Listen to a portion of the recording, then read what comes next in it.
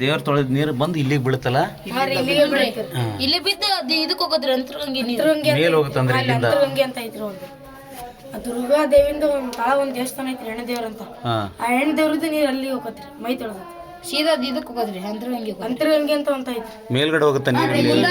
ನೀರಲ್ಲಿ ಬಸಿತೈತ್ರಿ, ಅದು ಪುಣ್ಯ ರೀ ಸಿಕ್ಕರಿ ನೀರು. ಹಂಗಾದ್ರೆ ಮೇಲ್ಗಡೆ ಹೋಗೋಣ.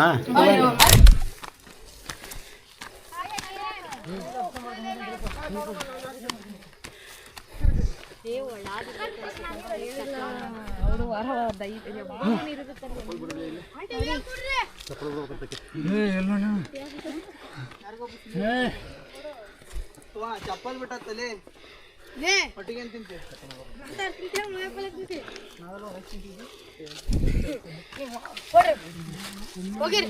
ಅವ್ರು ನೀರು ಬೇಕಂತಮ್ಮ ಮಾಡೋಗಿ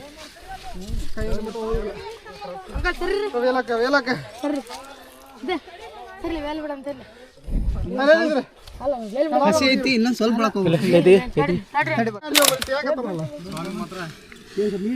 ಇದ್ರೊಳಗೆ ನೀರು ಸಿಗ್ತದೆ.